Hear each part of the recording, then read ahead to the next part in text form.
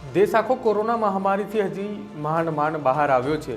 તેવામાં ગુજરાતની અંદર આફતરૂપી પડેલા વરસાદને લઈને સમગ્ર રાજ્યની અંદર બીમારીઓનું ઘર બની ચૂક્યું છે અને આ બીમારી વચ્ચે કચ્છની અંદર ભેદી બીમારી આવી ચૂકી છે કે જેના લક્ષણો હજી સુધી નથી જણાઈ શક્યા, પરંતુ એ બીમારીના કારણે 12 જેટલા લોકોના મોત થઈ ચૂક્યા છે। નમસ્કાર, આપ જોઈ રહ્યા છો ન્યૂઝરૂમને, આપની સાથે હું છું પ્રદીપ કચ્છિયા। કચ્છની અંદર આફતરૂપી વરસાદ વરસ્યો હતો અને સમગ્ર કચ્છની અંદર પાણી ભરાઈ ચૂક્યા હતા।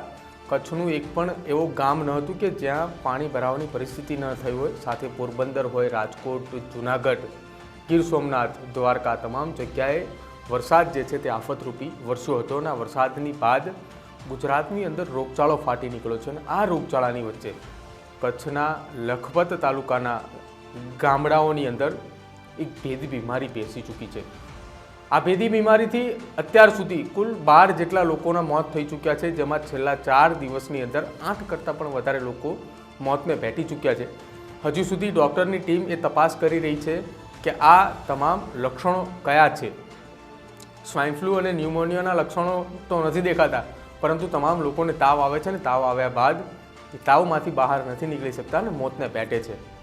જોકે રાજ્ય સરકાર દ્વારા ત્વરિત પગલાં લઈને અમદાવાદ અને રાજકોટથી ટીમ જે છે તે પણ મોકલવામાં આવી છે, પરંતુ એ ટીમ પહોંચે પહેલાં જ 12 લોકોના મોત થઈ ચૂક્યા છે અને હજી સુધી બીમારી કયા પ્રકારની છે, બીમારીનું શું નામ છે અથવા બીમારીથી કયા કયા લક્ષણો જે છે તે સૌથી પહેલાં ખ્યાલ આવે છે, આ તમામ વસ્તુઓની હજી જાણકારી નથી મળી।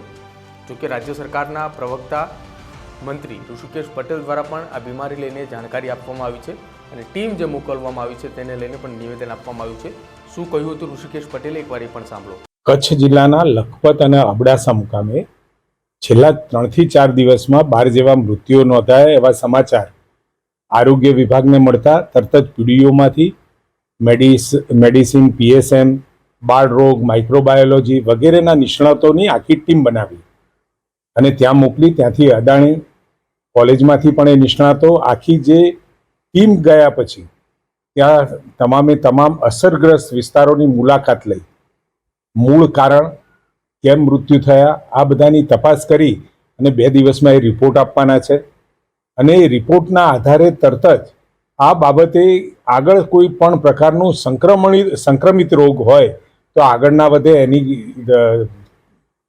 પગલાં લેવા માટે અને તેમજ આવતા સમયની અંદર કદાચ સંક્રમિત ન પણ હોય તો એ બાબતે આરોગ્ય વિભાગ તાત્કાલિક પગલાં લઈ અને એને અટકાવવા માટે એ કામ કરશે। અને આરોગ્ય વિભાગ સ્વાભાવિક છે, ગુજરાત રાજ્યની અંદર જ્યાંથી પણ ક્યાંય નાના મોટા સમાચાર રોગના મળે તો તરત જ ત્યાં આગળ જાણકારીનો અભાવ હોય તો જાણકારી આપવાનું કામ IECના માધ્યમથી વધુને વધુ લોકો સુધી એ સમયે બનેલા રોગના જાણકારી અને જાણકારીના સામે બચવાના ઉપાય એ આરોગ્ય વિભાગ તાત્કાલિક અસરથી એનો અમલ કરતી હોય છે। આ વખતે પણ 2 દિવસમાં આપણી પાસે રિપોર્ટ આવશે। એ દરમિયાન પણ આરોગ્ય વિભાગ એ વિસ્તારોનું પૂરેપૂરું ધ્યાન રાખી અને ત્યાં ફરીથી આવા કોઈ મૃત્યુ ના નોંધાય એની કાળજી પણ રાખી રહ્યું છે। આરોગ્યની ટીમ મારા ભાઈકીએ તમે જઈને જોઈ લો, નિષ્ણાતોની બનેલી ટીમ અસરગ્રસ્ત વિસ્તારમાં ના જાય, ગઢવીને મળવા ના આવે, એની રજા ના લે, એની રજા લઈને એ કચ્છમાં ન જવાનું હોય, એ તો સ્વાભાવિક જ્યાં અસર થઈ હોય ત્યાં જ જઈ અને તપાસ કરી અને મુલાકાતો લઈ અને જ્યાં મૃત્યુ થયું છે ત્યાં પણ પૂછપરછ થાય અને એ ગામની અંદર પણ જઈ આ બાબતની જાણકારી લેતી હોય। એમાં કોઈને પૂછીને કોઈ પણ આરોગ્ય વિભાગની ટીમ જતી નથી હોતી અને એમને જાણ કરીને જવાનું નથી હોતું। રાજ્ય સરકારના મંત્રીની સાથે સાથે કચ્છ જિલ્લાના કલેક્ટર દ્વારા પણ કહેવામાં આવ્યું છે કે આ બીમારી લોકોમાં ફેલાઈ રહી છે અને કઈ રીતે ફેલાઈ રહી છે તે હજુ સુધી તેની જાણકારી નથી મળી રહી, પરંતુ લોકોને સાવચેત રહેવા માટે અપીલ પણ કરવામાં આવી છે। જોકે કચ્છ જિલ્લાની આરોગ્યની ટીમ લખપત તાલુકા અને તાલુકાના આસપાસના ગ્રામ્ય વિસ્તારની અંદર ફરી રહી છે કે આ બીમારીનો શિકાર જે કોઈ પણ વ્યક્તિ બની રહ્યો છે તેને ત્વરિત સારવાર મળી રહે તે માટેની તાત્કાલિક ધોરણે વ્યવસ્થાઓ પણ કરવામાં આવી છે। પરંતુ અમદાવાદ અને રાજકોટ ખાતેથી જે આરોગ્યની ટીમ ત્યાં પહોંચશે તે ટીમ પહેલાં તો એ જાણવાનો પ્રયત્ન કરશે કે આ બીમારીની શરૂઆત ક્યાંથી થઈ છે અને સાથે સાથે બીમારીના મુખ્ય લક્ષણો કયા છે। કેમ કે અત્યાર સુધી જે કચ્છની મેડિકલ ટીમ દ્વારા જે લક્ષણોની તપાસ કરવામાં આવી હતી તેમાં સ્વાઇન ફ્લૂ અને ન્યુમોનિયાના જેવા લક્ષણો દેખાયા હતા, પરંતુ એ આધારે ટ્રીટમેન્ટ કરતાં જે બીમાર વ્યક્તિ હતો તે બીમારીમાંથી બહાર નહોતો નીકળી શકતો અને ત્યારબાદ તે મોતને ભેટી ચૂક્યો હતો. તો હવે જોવાનું રહેશે કે આ ભેદી બીમારી કયા પ્રકારની છે, તેના શું મુખ્ય તેના લક્ષણો છે અને સાથે બીમારી થવાથી માણસ મોતને ભેટે છે તેની પાછળનું કારણ શું. કેમ કે આફતરૂપી વરસાદનું સંકટ તો તમામ રાજ્યોની અંદર જોવા મળ્યું હતું. એ કચ્છ, ગુજરાત હોય, મહારાષ્ટ્ર હોય, તમામ જગ્યાએ જોવા મળ્યું હતું. સાથે ગુજરાતના અલગ અલગ જિલ્લાઓની અંદર પણ જોવા મળ્યું.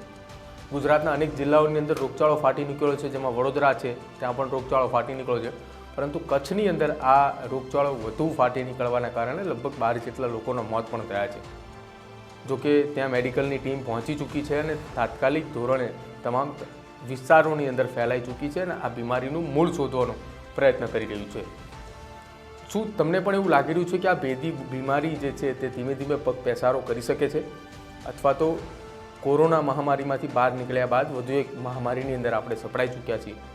જો તમને એવું પણ લાગતું હોય તો અમારા કોમેન્ટ બોક્સની અંદર જરૂર જણાવજો અને અમારી ચેનલને આજે જ લાઇક કરો, શેર કરો અને સબસ્ક્રાઈબ કરો.